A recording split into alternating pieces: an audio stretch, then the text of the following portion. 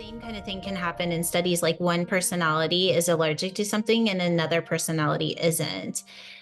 Because Right. it's the observed mind of the body and it's still all the programming. What we're talking about is beyond that. It's way beyond that. We're talking putting ourselves into a higher spin state where they're literally vibrating in a frequency that is much higher than what we're experiencing right now.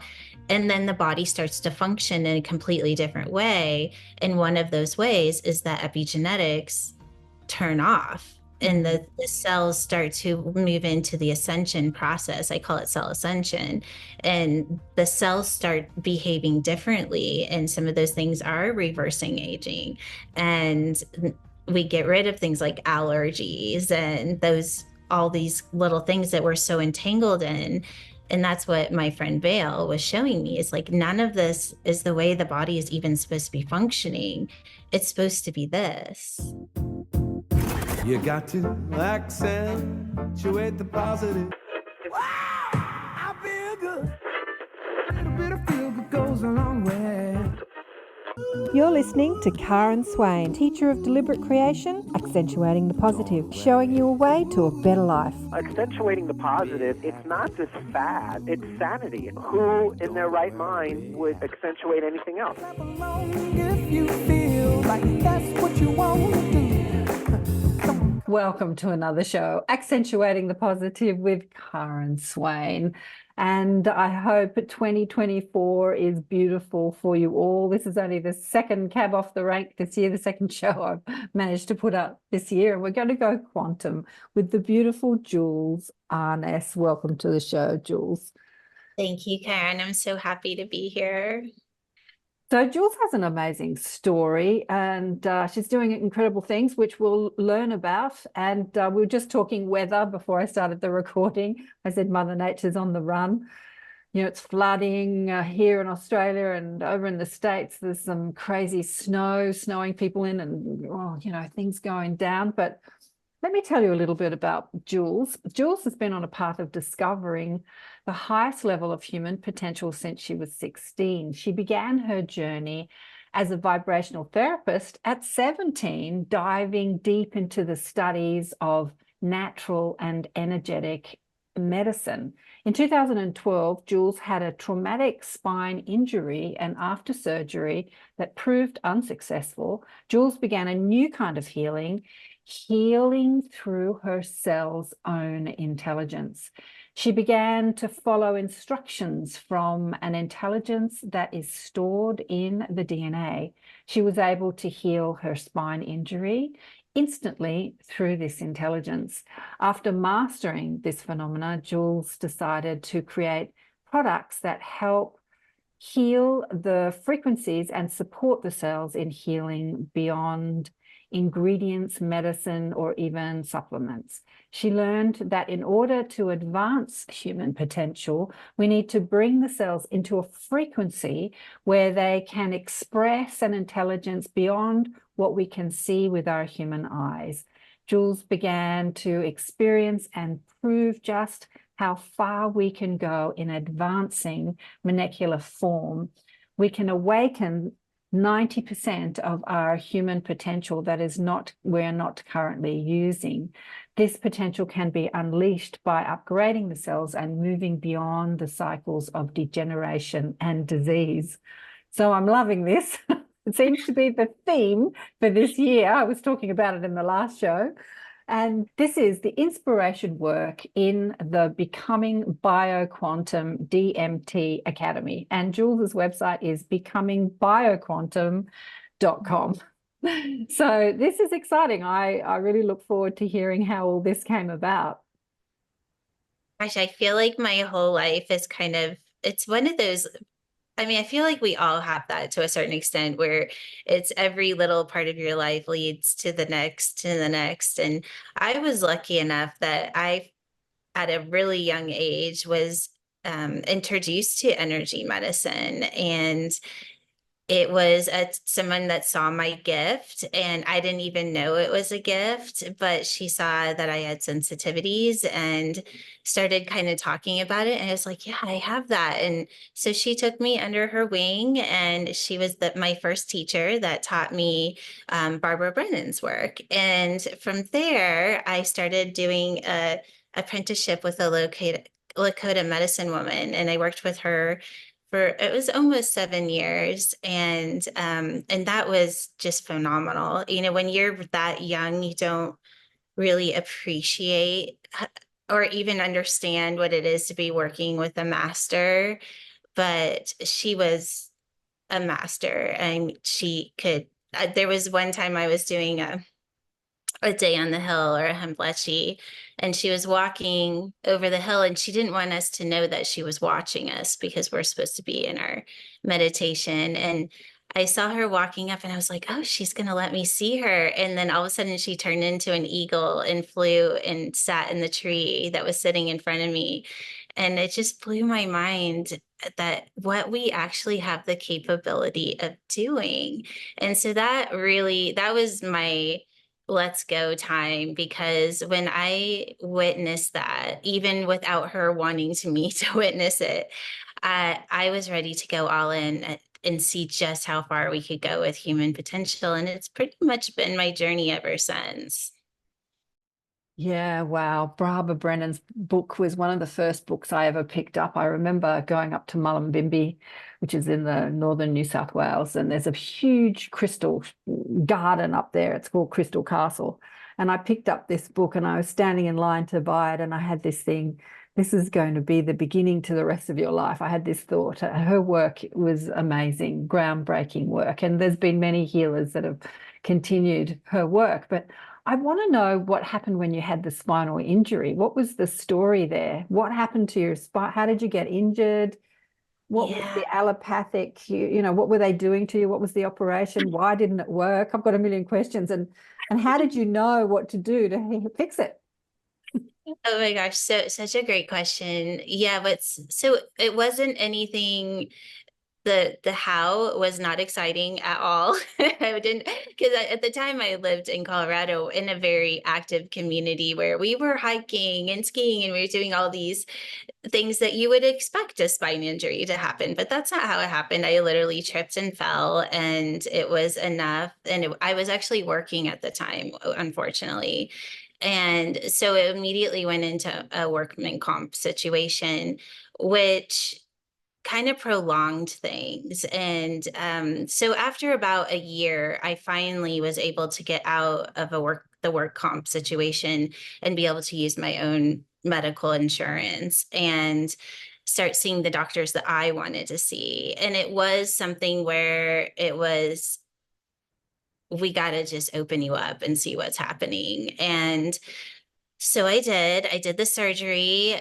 They were saying it's probably gonna be about an hour and a half to 2 hours. And it ended up being almost an 8-hour surgery, because once they got in, they saw that I had ruptured a disc, and it had severely damaged my nerves. And so I basically came out, and they're like, we did what we could. But there's a good chance that you're just going to be this way for the rest of your life. And so what was wrong with me is I was in severe pain. I had lost all my, I couldn't, if I was sitting here with you, the only way I could sit here would be to hold up my head, because all of the muscles in my neck stopped working. I couldn't feel my left hand. I couldn't use my left hand. But most of all, I was just in severe pain. And so I walked out going, okay, what is this all about? Like, here I have been on this journey of healing my whole life, and now I'm in this situation. So I went, and it took a little while. I had to get off all the medication, and that was an ordeal in itself. And then there was just one day, I had my massage table that I would always go, my healing table, I would go and lay on, and I was laying down, and I said it out loud. I was like, you know what? If this is how I'm supposed to live the rest of my life, I'm good with that. I'm good. Like, I'll do it, and I'll be happy, and I will make my way. But if there's something else I'm supposed to be doing, like, show me. And so I kind of went into an altered state, and I could feel there was this big, huge rush of energy moving down my spine. And I could literally feel my spine was cracking. It was like somebody was giving me an adjustment, right? And in that moment, this huge light turned on, and I started to notice it was turning on in my cells, not just the cells in my spine, but in my whole entire body. And me knowing how to trace energy and be able to see what cannot be seen, I started tracing what was happening. But I still didn't even really know I was doing it because I was in such an altered, it was like having a dream, right? So I was like, oh, that's so interesting. I got up from my meditation, didn't even think twice of it. It wasn't like, oh my gosh, nothing at all. I didn't even know anything had happened. I went to go get my dog. I started walking, and I looked down, and I was holding his leash in my left hand. And I realized in that moment I was like kind of still in an altered state. I was like, oh my gosh, I'm not in pain. Oh my gosh, I'm holding his leash in my left hand, which I hadn't done in over a year. So that's how I was, oh, I healed myself. And then I had to go back in and really trace the frequency of how I did it and what had happened. And that's really what got me starting to heal and reprogram on a cellular level. Whoa, that's fantastic. So it's your thoracic spine where the problem was. It's Yeah, it was my C6-7. Okay. It was more, yeah, I guess that's cervical. Let me ask you this question. If you had another accident today, would you go back into would you rely on the allopathic medicine to fix you, or would you practice what you know? I always say to start with I call it the intelligence, like the intelligence of the DNA, right? And it's always, because the truth is my spine injury is in some ways is still there. If I really wanted to go to I guess the frequency of my spine injury, I would still be in pain right now. What happened when the frequency was released from my cells is it raised the frequency of my body. And I was meeting that frequency consciously, and that was creating my body being in a healing state. There are times that if my frequency lowers for whatever reason, that it's still there. I still feel it. And so I feel like that's a big part of healing because our body is multidimensional. And so wherever we're holding consciousness in the experience of what dimension our body is in is going to be our experience. And so all I've done is moved my consciousness and match the frequency of where my body is above that. I would definitely start there. But I am going to say we have modern medicine for a reason. I never say dismiss it if that's like where you want to go, because it's all an illusion anyways. If taking an aspirin makes you feel better, then take it. But you're doing it from a state of consciousness, knowing that the aspirin doesn't even really exist. And if we can hold consciousness in that space continuously, then why wouldn't we play in the matrix, right? Yeah, well, it's an interesting concept because as you say, it's like we're creating all of it. Is there any coincidence that they call the operating room the theater? Like we live in this theater called planet Earth, this play, this theater, and we're making it all up as we go along. So yeah, so it's interesting. If you have more faith in the allopathic system, then go there. Like if that's where your faith is that where your belief is? But if your belief is in yourself, then go there. That's what I feel. And I want people to take back that self-belief, that take it back rather than put it in the other or the system. I agree. I feel like we start with you because we are so incredibly powerful. And I do feel there is it's not always the best place to get stuck in the system. But if we're doing it extremely consciously and we're choosing what we want to experience and we're not getting sucked into the brainwashing of whether it's true or not of what we're being told, and we're always holding the truth for what we know for ourselves, I feel like there can be value there if that's the last resort. Yeah. So what you're saying is that your spinal injury is still there, and when you move into a frequency that allows it to manifest the symptoms, you'll have pain again. So what you're saying is that you have to maintain a high feeling vibration to sort of be out of that alternate reality where pain exists, and stay happy, stay in peace, not get too frustrated, too angry, too ornery. Is that what you're saying? Like stay in a higher vibe? Yeah, that would be the experience of what it would be more consciously, if you will. But then it's also doing things to keep my body itself at a high frequency. So that's continuing to release that frequency through the DNA and always attuning my consciousness to that frequency. Because really what I'm finding is that when we start to release that frequency, and the frequency is measured at 963 if you're going to put it in a hertz wave, but it's also a scalar wave, and that's what we're using.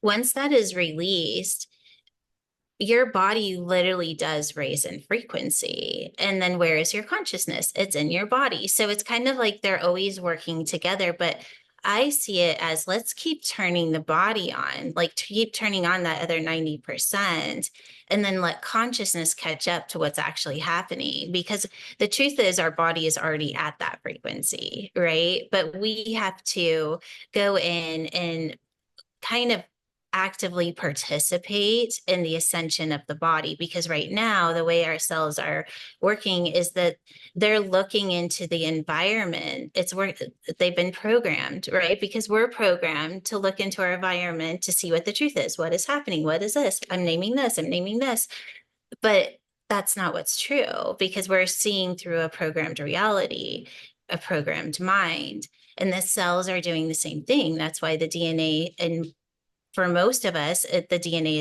is distorted, because it's also observing its environment, which is your thoughts in your body and all of the other stuff that we experience. But when we start to turn on the DNA and this frequency is released, it's already there. All we're doing is saying, okay, this is what we want our experience to be. Then it turns on, and the cells immediately know, this is my innate being. This is what I am. I'm not what's out here. I'm this. And so the cells start to attune to this. And then all of a sudden they're an expression of an intelligence or a frequency, and they're no longer seeking the environment of the body to be told what to do. And that's, what is it doing? Well, I can tell you one thing that has happened for me, which I feel is kind of groundbreaking. And I'm really excited to continue testing this with other people. But I had my blood taken to have my telomere length and my biological age and all those things tested. I took my telomere age from 37 to 19 years old in 10 months.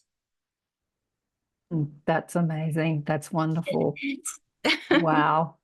Yeah, we were talking about telomeres on the last show with Joshua, and the telomeres are the ends of the chromosomes, the DNA that reduce, that fray, that decrease over time. And scientists say that this is the cause of aging of the body.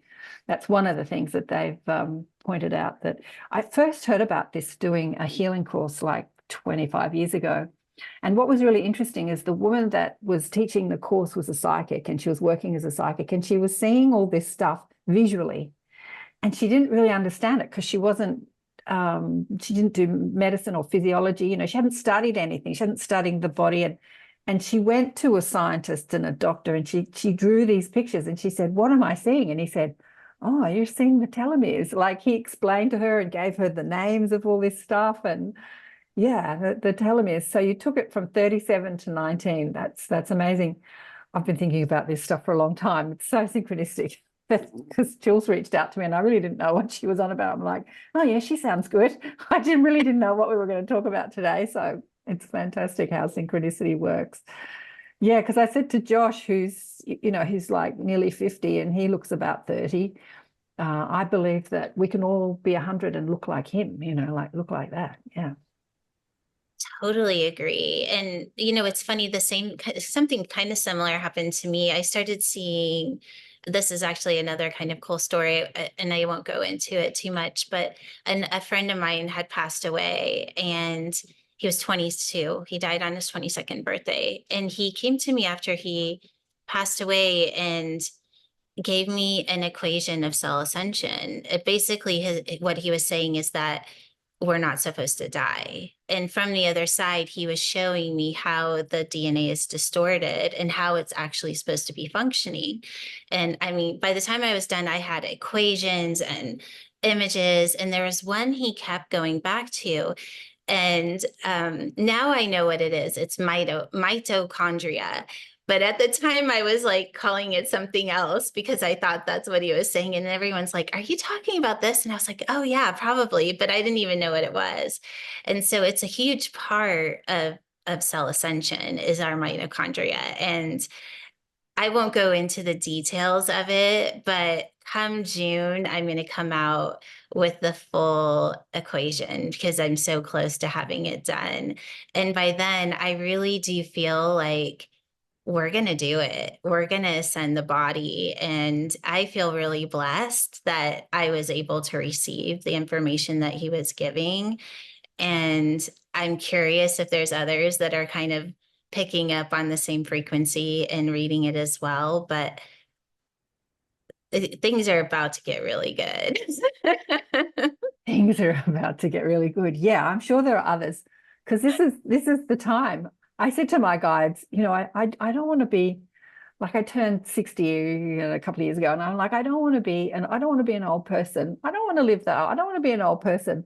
And they laughed at me and they said, well, we'll review that when you get there.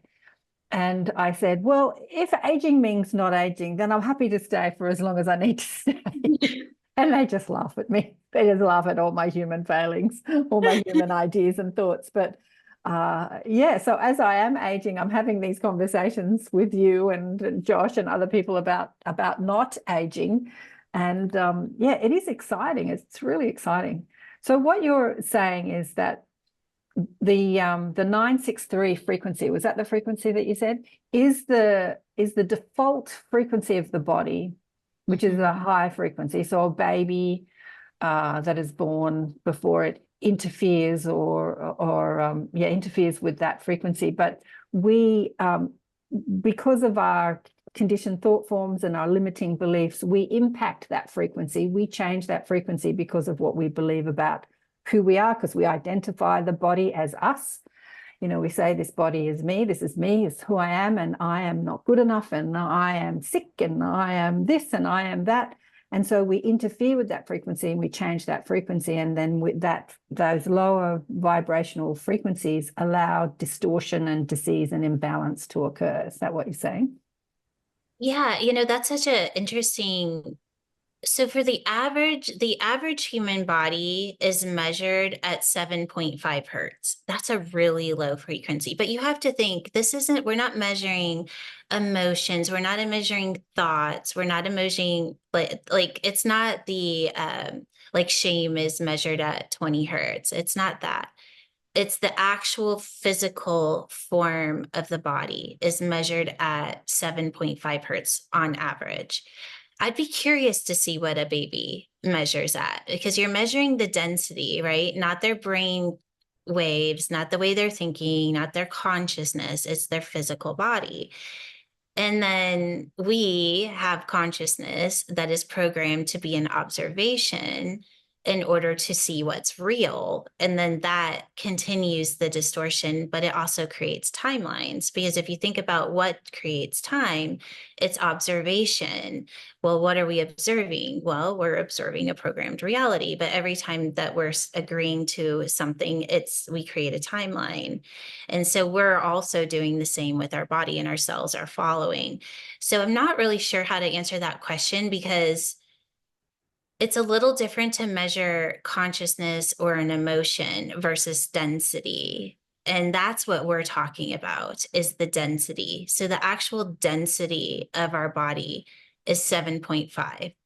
And what our goal is to get the density of our body, which at that point won't be dense, to the frequency of 963. The conversation I had at the end of last year, the last conversation I had on the show was with Gail, who has created a harmonic egg.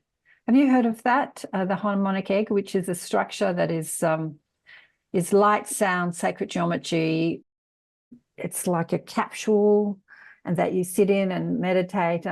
There's nothing else but light, sound, and sacred geometry, and meditate, which helps you shift your frequency. But you can't untangle the frequency of consciousness and the body, because they're interacting together. So when you change your frequency of your consciousness, it's going to change the frequency of your cells, right? That is true to some extent, because I feel like, yes, that would be basic. That would be, I would say, basic evolution. As we evolve consciously, the body will evolve as well. But I feel like we're doing it wrong because the body already knows how to be that. The body is way more advanced than what we give it credit for. I mean, it is the most advanced technology there is. And we literally have the source code transcribed in our DNA. And once that's released, the frequency of our body raises. So we're doing all these things like going and sitting in an egg, or going and meditating. And when we meditate, we have our consciousness expand, right? We're like, oh, I'm going to go here. I'm going to astral travel. I'm going to do this. I'm going to do that. And we kind of leave the body behind when we go to these really high frequencies. But when we turn that inside out and we actually let the body raise in frequency, it actually becomes the technology that we're using outside of ourselves, because we keep creating things outside of ourselves, because really what we're doing is we're creating what we already are, but we think we have to make it outside of ourselves. But we're just reflecting. I mean, even with AI coming up and getting super advanced, and there's all these people freaking out about it, we're creating what we already are. We just are, it's like it hasn't clicked yet, but it's starting to, and we're starting to understand that. So the point is to raise the frequency of the body so that you are the egg. You are the meditation, you are the sound healing, you are the quantum technology. And then your consciousness is always there. So you don't have to go do anything to make that happen. It's just done. All you have to do is attune to it. Just like I call it the Google system. Like, you are Google. If you need to know something or have an experience, it's just ask for that frequency to be turned on in your DNA, and then you have it, because everything you need to know is there, and your body can immediately have that frequency. If your body is the frequency of source, you are everything. Yes, I understand the journey, but we've got to unravel the conditioning, the collective conditioning of, this is why I asked you that question of, if you got sick, would you go into the allopathic system? Because that allopathic system is the dominant collective idea of healing, right? So I'm sick, I take a pill, or I see a doctor. It's like it's our conditioning. That's where we go. And what I have seen is, I have seen people that have been healers all their lives, and they get cancer or some terrible diagnosis, and they go for the surgery or the doctor, even though they've taught and practiced energetic healing. And I find that really interesting. I find that really interesting. You know, I always kind of dance around that question, because for me personally, I'm Gerson certified. I've been studying natural healing since I was 16, right? I'm also very, very healthy. Like, I know that my body is capable of anything. I always dance around that question because it has to be a personal choice. And there's so many people that will listen to somebody like me or somebody like you, and they're like, well, if they can heal instantly, then I should too. And then they suffer for years. And that's why I say, you know, at some point, if it's going to make you feel better to take an Advil, then take an Advil and then go back and work on what you're capable consciously. But when you're constantly looping in the cycle of pain, it can be really hard to do that. So that's why I answered that question. I feel like it's a question that it can be a tricky one, because I don't want somebody to suffer because they struggle to heal themselves. Yeah, absolutely. I've seen this with healers. I've seen very famous healers who have created healing modalities, consciousness healing, meditation healing modalities. You know, take cancer patients and say, well, if I cured myself of cancer, you can too. And the patient, well, the client just doesn't shift and gets worse and worse and worse. And the healer thinks, well, if it happened for me, why doesn't it happen for you? Yeah, it's interesting. Yeah, it's really interesting. So getting back to the body is the egg, what is the difference between, because you were in meditation when you were experiencing the healing. So what is the difference between using a meditation to shift your, your awareness, your consciousness, and being in a meditation to shift the cells of your body? Is it one and the same?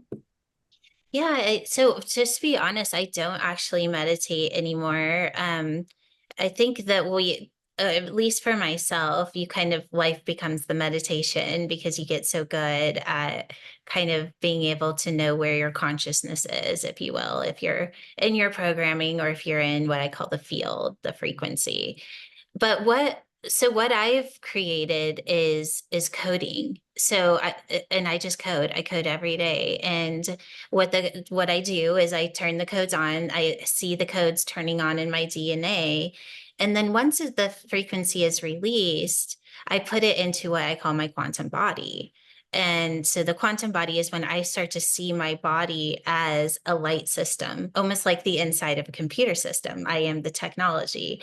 And so I've gotten really good about seeing my body in that way as well. And so then I learned to attune my consciousness to that. And what you find is that it's a real thing, and that it has an intelligence, and that it can do things that maybe I couldn't do if I was in the experience of my physical body. And some examples are definitely physical things, like being able to go hike for 12 hours and not feel tired at the end, because you're hiking in your quantum body and your quantum body doesn't get tired. So there's just some things like that, but also some more healing and all the things that we're talking about can happen a lot faster there. But I would say the biggest difference is that you stop identifying in the primal body. You stop identifying in emotion and the chemical responses and all the things that we start to loop in, and you start identifying as frequency.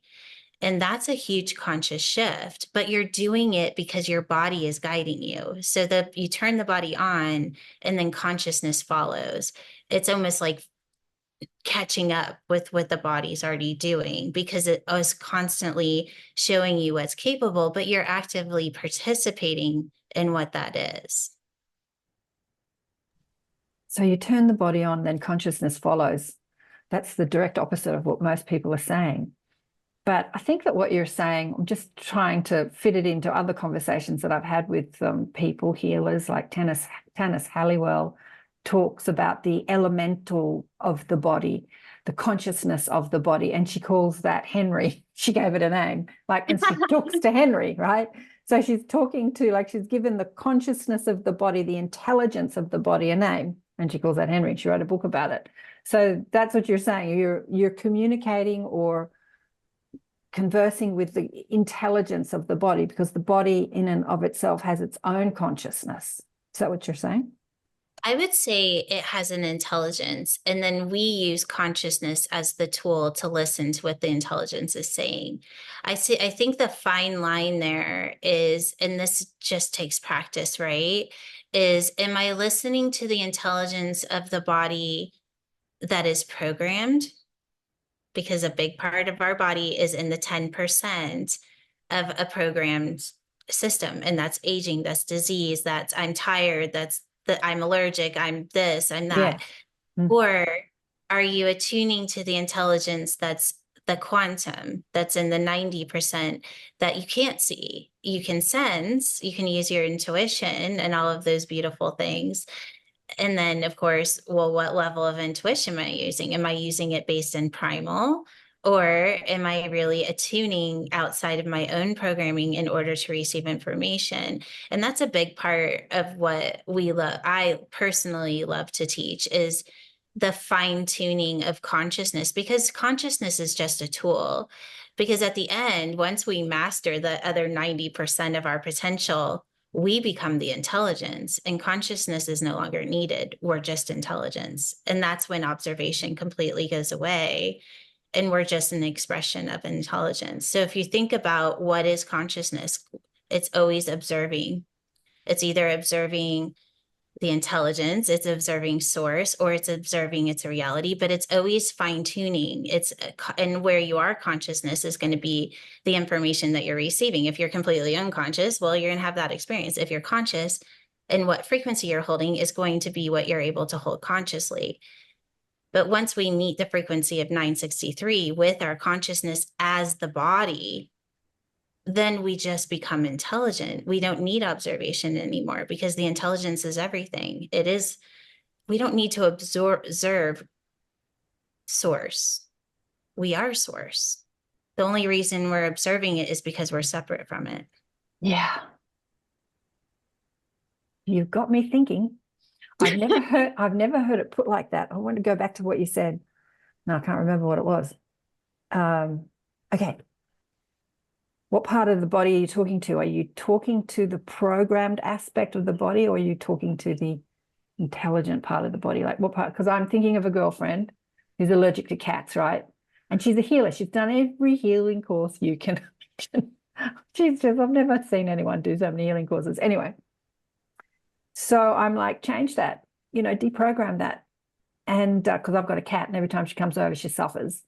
Oh. And she's like, we can do that. So we've done that a few times. And then she comes over and she suffers. Like the poor thing, she sits here, because I have a few groups in my house. And so for an hour or two, she's talking to people, we're having a lovely time, she'll be okay. And then it starts, and the eyes start watering. And then she's like just this red hot mess, with the allergies.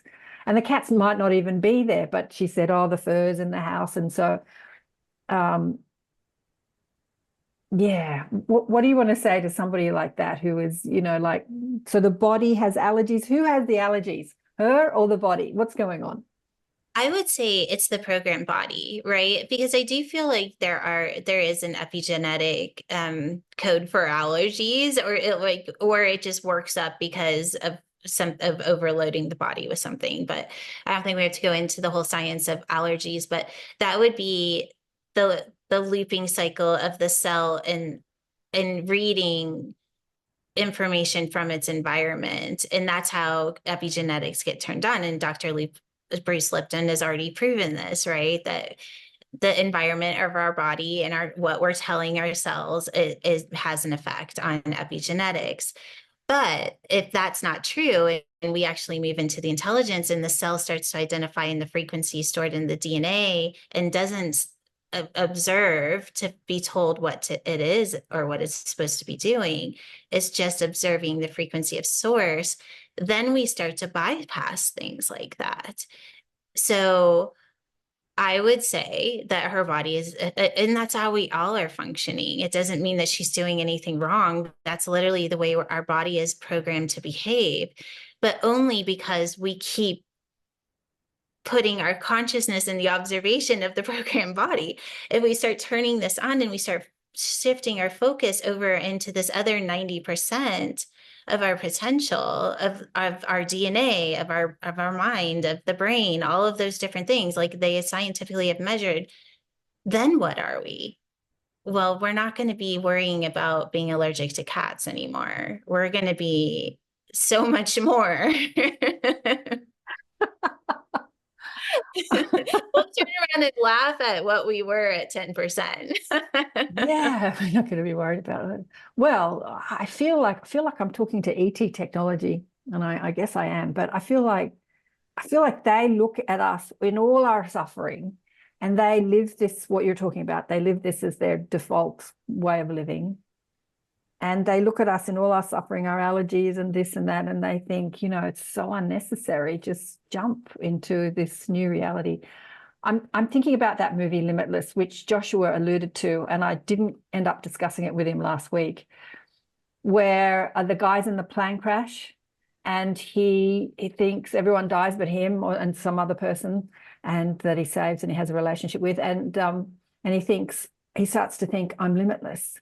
Like there's nothing that can harm me. I didn't die. I'm limitless. And so in the limited idea of him, he was really allergic to strawberries.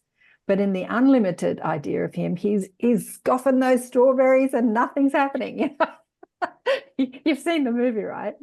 I haven't, but I'm going to have to watch it because you're like, ironically, I think you're the second or third person that's brought that up in just the last couple of weeks. So I'm like, okay, I'm listening. I'm going to watch it. I think they've even made a series called Limitless, which kind of moves into the theme. But anyway, and right at the end, his wife doesn't like the new him because he's arrogant and he's out there trying to heal the world. And she liked the sort of humble, allergic one, and she wants him to come back. Please come back. Please come back. And right at the end, he comes back to his default, like his old limited idea of himself.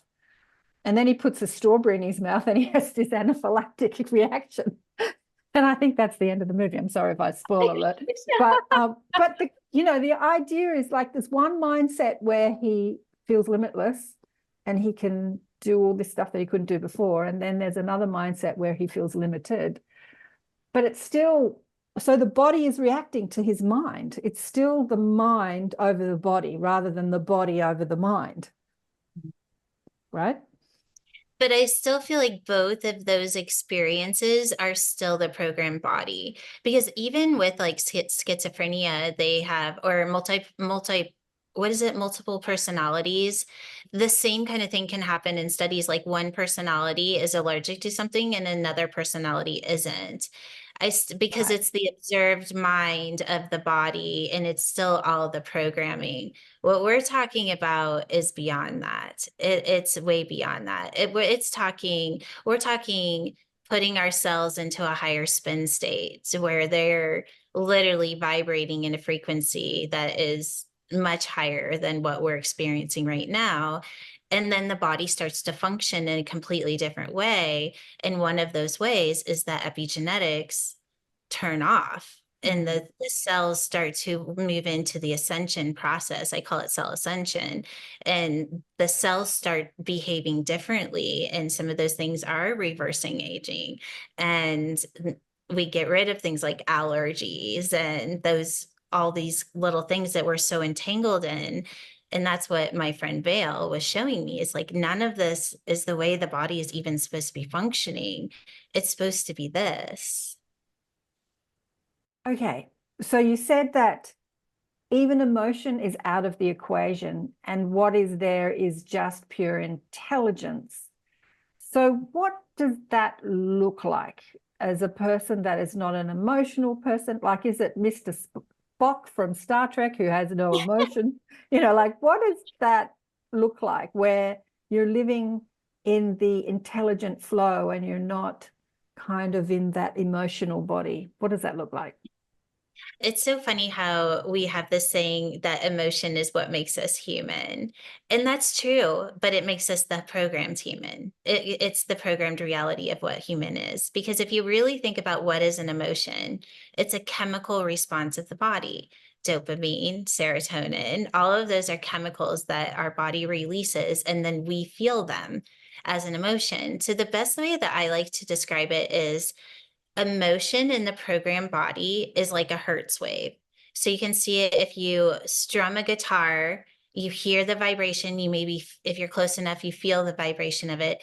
And then after a little while, it goes away. Same thing with the frequency of oxytocin. You falling in love with somebody, your body starts releasing it so that you have sex and we continue as a species. Like literally that's what it is. Yeah. But then after a while it goes away. So, or we're on an emotional roller coaster. Sometimes I feel good and then I do this and then I want to eat, I want to shop, we do things to release the chemical so that we feel something. Right. Programmed body.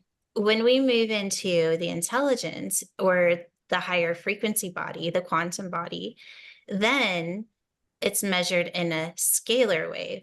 A scalar wave or a scalar frequency does not diminish over time and space, and it is always the exact same frequency. Unless you do something to come in, alter it, and move it. It takes a lot to shift the frequency of a scalar wave. So the frequency of love is measured at 528 hertz. Well, you can convert that into a scalar wave. We are scalar wave beings. Right now, we're experiencing hertz waves because we're in observation where we're in the programming of the body. The quantum body is a scalar wave. So if you want to feel love, ching, it's there, and you feel love, and you feel the exact same frequency of love regardless of who you're with, because you're just in the frequency of love. It could be you, it could be my brother, it could be my daughter, it could be my mom, it could be, but it's just love. It's not conditioned love. It's not oxytocin love. It's not a child, like it's not a primal frequency or a primal emotion of love. It's a frequency. And that's what we eventually move into, is that we're very stable. Yeah, getting back to observation, it's so what we're doing when we're not in that frequency of love, actually what we're doing when we are in that frequency of love too, is observing and judging and deciding. You're beautiful, I love you, you're great, I'm connecting to you, I feel good when I'm with you. So observation and decision. I don't like you, you're an idiot, blah, blah, blah, blah, blah, observation. So we're doing that observing thing. So what you're saying is this constant scalar wave frequency of love is living outside of judgment. It's living outside of judgment. I mean, you can't not observe. Or can you? I don't know how to live outside of observation. Eventually, I do feel like we're going to move into a space of non-observation. But the beginning parts of that is attuning consciousness to the intelligence, right? So you're not attuning to the consciousness of intelligence and you're saying, I want to feel love. No, you're just like, you're in it. Yeah. And you just know, this is love. This is, and really you're not searching for anything anymore. You're just in the stillness of the frequency of I call it the intelligence. You can put source, God, whatever you want to put.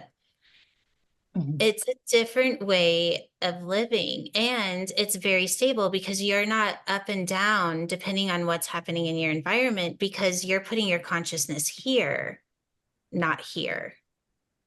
So when it's here, you still know everything. You're still aware of everything. You're still making choices, but you're doing it by attuning your consciousness from the intelligence from within you versus trying to figure it out by looking at the observation of your programming.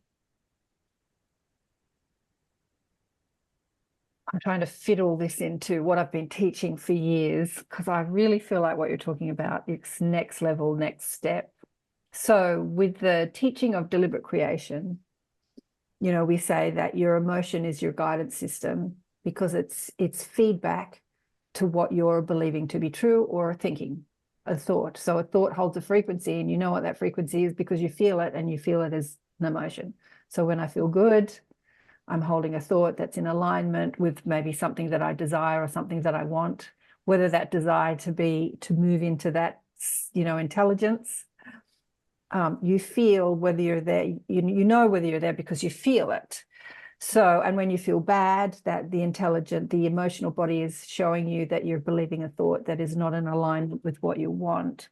So how does that fit into this? If you're not using your emotional guidance system, how does that fit into this?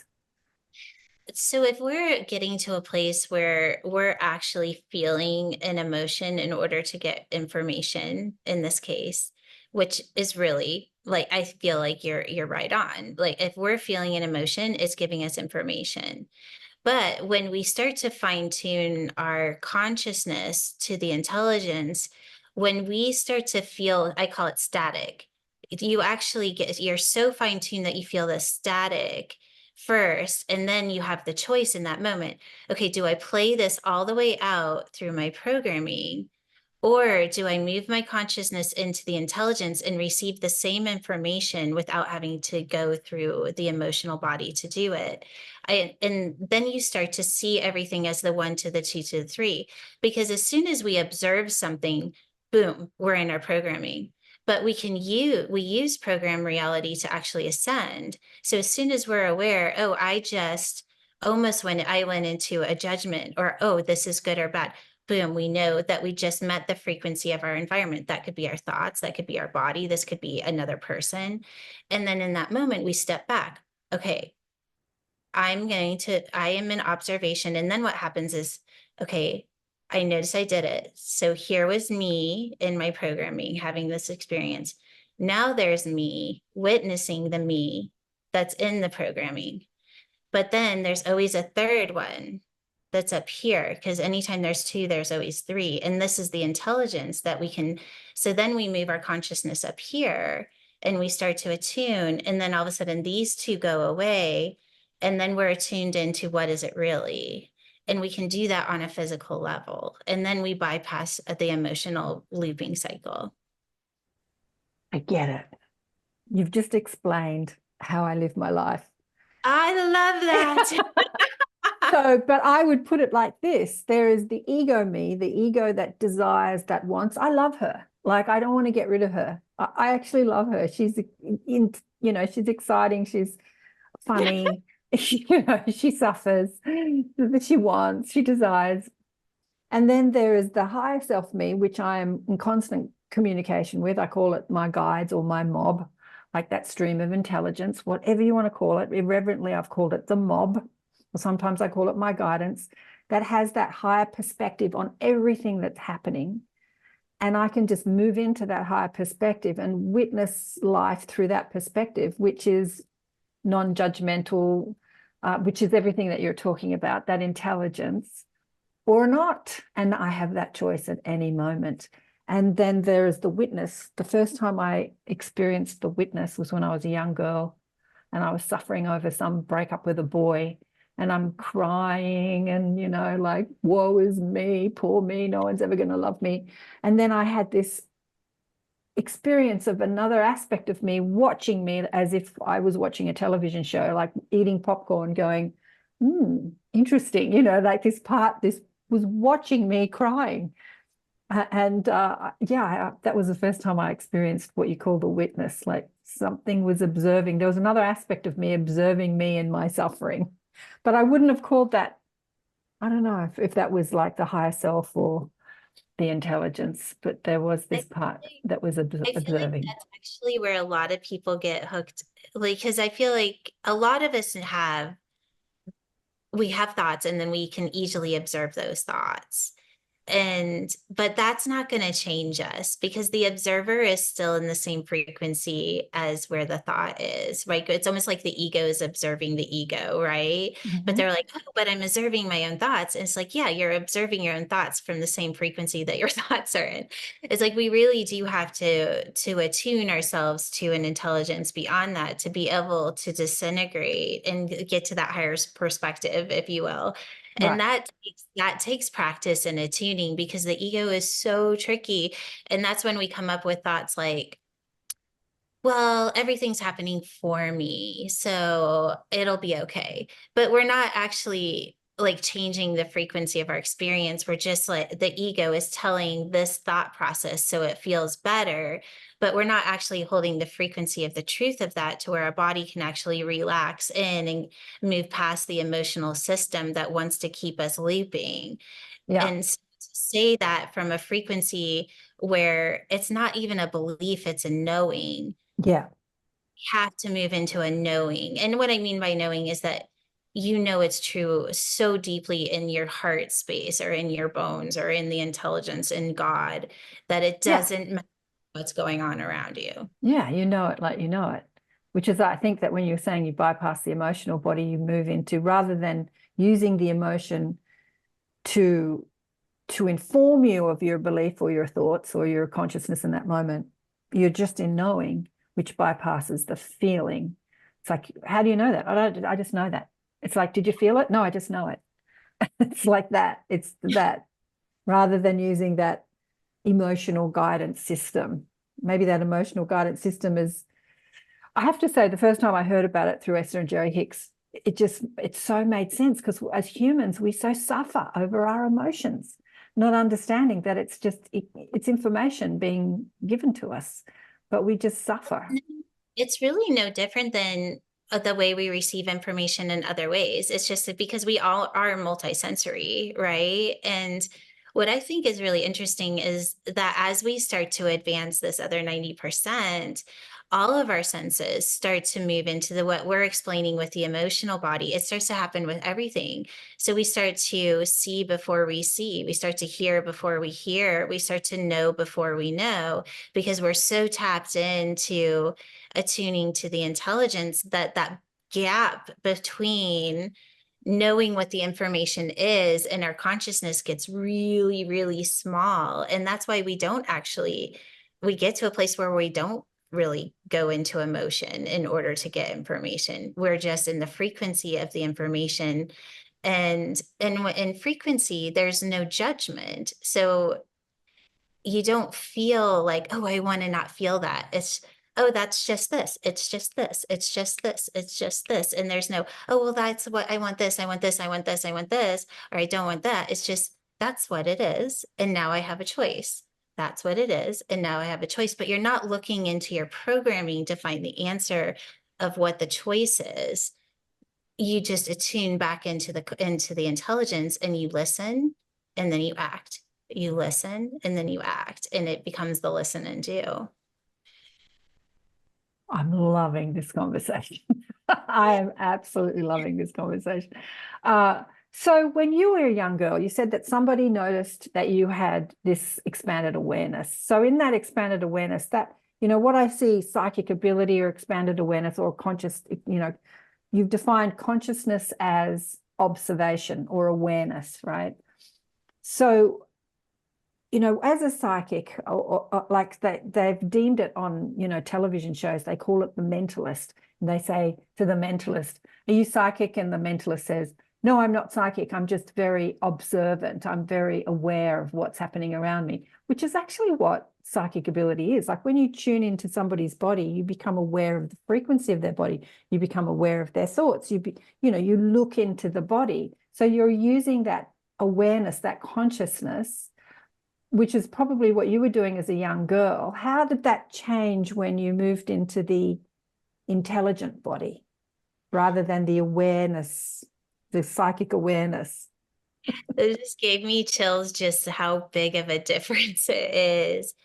The first thing that I noticed was my sensitivities to my environment went away. I mean, I used to not be able to have like a TV on. I wouldn't be able to go to like groups of people and going to like concerts. I always chose just so that I could be at peace, right?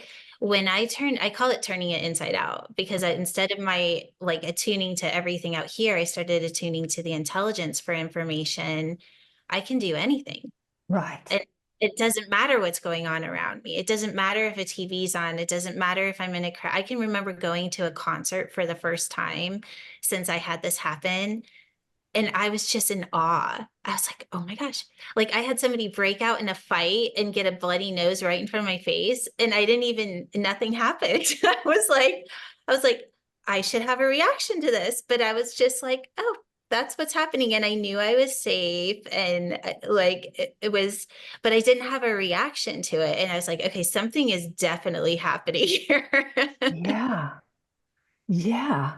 I know exactly what you mean, because as a young girl, I was like that too. And when I started doing these energy healing workshops, my psychic ability expanded, my consciousness expanded, and my sensitivity expanded, and my awareness expanded. And going to the supermarket was torture because I was so aware of everything around me, and being in groups was torture. I actually remember as a young girl, people wanted me to go to rock concerts and I didn't want to go because I couldn't be in groups. So that sensitivity.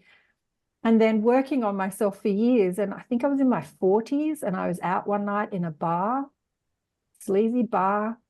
in a beachside suburb, lots of drunk people, you know, like just that chaos that you get in the nightlife. And I remember thinking, I'm cool. I'm here. I'm cool. Like, here I am with all these, like, I'm cool. And I didn't know what had happened, but I guess I'd moved into the, as you call it, the intelligence, and out of that sensitivity. Yeah, exactly. Yeah. I feel like it's just a different way of receiving information. Instead of, I call it bottom feeding, when you're have every antenna out and you're just picking up on everything. And the truth is our bodies are actually, our programmed body is actually programmed to seek out danger, whether we're aware of it or not. And even the mirror neurons of our brain are trying to match the environment, whether it's through frequency or behavior. But we are conscious beings where we can actually override the programming of our body. If we can say, okay, I'm safe, I don't actually have to go and bottom feed and find the lowest frequency in the room in order to be safe anymore. Or I don't have to match somebody's behavior in order to not kicked out of the tribe, right? Like it's an animal instinct. And so we can override those things. And once we start to realize consciously, oh, okay, so I can just keep my home frequency regardless of what's going on around me. And then if I have a signal of information, I can read the information and I'll know, okay, is this important for me to know? And if it's not, okay, I'm going to release it. I just see it as interesting, not that, but it takes work to get there. You know, we do actually have to practice and in order to get to this more advanced state, because we have to fine tune our consciousness so much that we know, okay, I'm either in the intelligence or I'm in my programming. And just that right there is all you have to know. And that's what the awareness is. And then you get to have fun and all of the stuff that's there. So I'm either in the intelligence or I'm in my programming. I'm either in my love frequency or I'm in judgment. You could say the same thing. Like I'm either in love or I'm in judgment, in the intelligence or in the programming. Yeah, because the programming is to judge, criticize, decide, feel separate. And the intelligence is we're all one frequency, we're all one energy. You are me, I'm you, we're all just God having fun. we're all, yeah. I mean, I would say even on, you know, we always go to be in a programmed, the programming is all the negative stuff, but it's also the positive stuff, right? It's like when we are seeking to feel love and we're doing it through our programming is when we are doing this. Yes. You know, the thing that has been sort of getting me is this word success. Like we're all striving for success. I want to be successful, which in the human programming is what we're all looking for, right? I want the business to work. I want to be successful. But that's programming too. Like, why do you want to be successful? So I feel good. Can't you feel good now without being successful? I mean, that is programming too. Like you said, the positive stuff. Be successful, strive, be successful. Yeah. Yeah, I agree. I always say intention it's useful in that it allows us to release a frequency that's beyond where we are. So if our intention is to be successful, then we turn on that frequency and then we can attune to that frequency and follow it with the listen and do. But really beyond that, then we're just looping in our programming because we're trying to create from our own programming something new, and it's just going to keep us looping. But intention, if it's done in the right way, then it gives us a place to focus our consciousness in a frequency that's higher than where we are. So you've moved into this awareness, this wrong word, way of living, way of being in the world. What does that look like in your daily life? Like what does that look like when you come, when you come up against what life offers, traffic jams, weather problems, people who insult you, like accidents? What does living inside that intelligence look like to you? It's the surrender of thought over and over again. It's that awareness of where am I experiencing this from? And to be honest, like I have fine-tuned myself to it enough that I don't have a lot of things really that kind of rock me. I really have fine-tuned it, and I'm so fine-tuned that when I do start to kind of go into the programming, I catch myself really quickly. So I would say I probably spend most of my time when I'm in the intelligence of exploring what it is to live beyond like what we experience at the body. And so things like when I'm eating, let's say, it's like I'm aware that I'm eating, I'm putting something in my mouth and I'm feeding my body on some level, but then I'm attuning into the conscious, or I'm attuning my consciousness into the intelligence, and I'm like, what is this when I'm in the other 90%?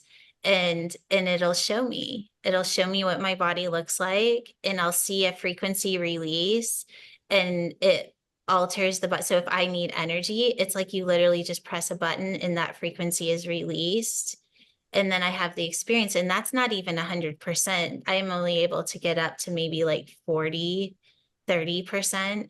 So when we turn on another 30 to 40% of our body, we won't be eating anymore. We'll be doing it through frequency. Yeah, absolutely. Which is something that I've explored on the show with people who call themselves breatharians. Have you heard of Jazz Maheen? She's an Australian teacher. She's been a breatharian for years. Yeah, she's living in that state. And when you have a conversation with her, it's like speaking to someone who's just constantly channeling. It's like she doesn't go into channel. She's just, every word, it's just like she's constantly channeling source energy when you're speaking with her. Yeah. Yeah. Wow. This has been an amazing conversation. I've loved it.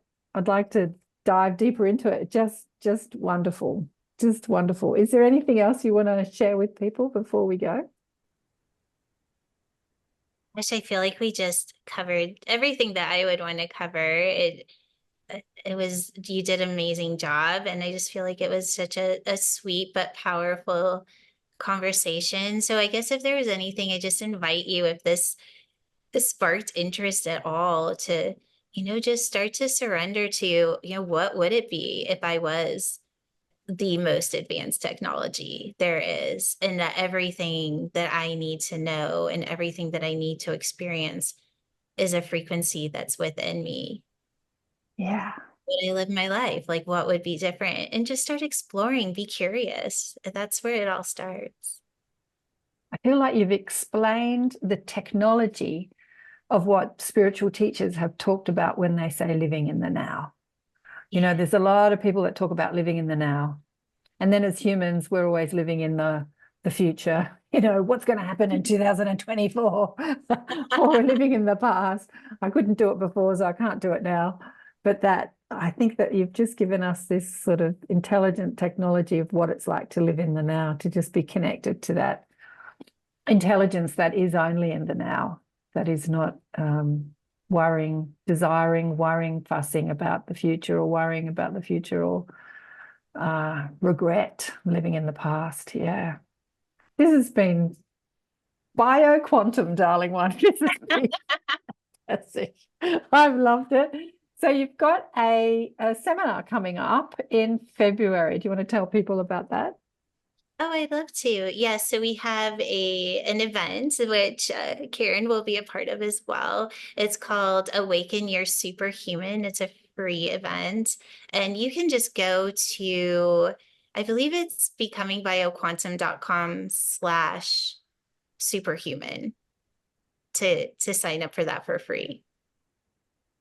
Fabulous. I'll pop that link on my website page, which will have all the platforms that the show is on for people. The link will be under all the platforms where you can go to the website and see more about Jules and what she's up to. Oh my God. Thank you so much. I've just loved it. I didn't know what I was in store for today, and I just loved this conversation. Thank you so much for sharing, Jules. Wow. I loved that conversation with Jules. What did you think? Did you get it? Do you get it? getting it on an intellectual level is one thing, but living it is a whole other thing, which I think is what we're all endeavoring to do. Be more of the intelligence and less of the programming. I loved the way she put that. I was just telling her then, you know, it's so simple. I'm either in programming or I'm in intelligence. And where do I want to be in this moment? Do I want to be in programming or do I want to be in intelligence? And I think we all know what it's like to be in programming. Yeah, to be in programming. I mean, as she says, programming can mean that striving to be better, best, successful, that striving. I think Deepak Chopra says you're either in striving or you're in arriving.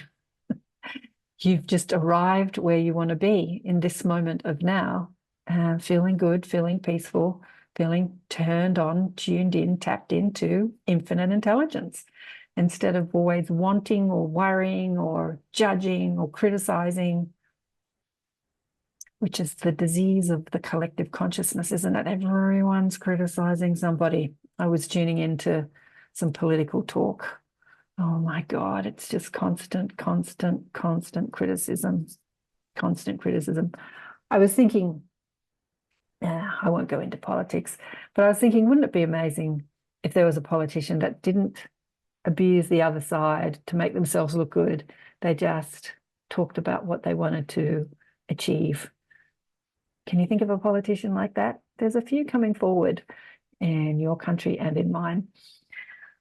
We were also talking about her ET connection. She said she sees the blue lights, the blue intelligence that teaches her all around her all the time. And I said, yeah, they're cool, aren't they? The blue ones, the blue light beings. Just loved that. I just love that. So I look forward to speaking more with Jules. I think she's awesome, just awesome.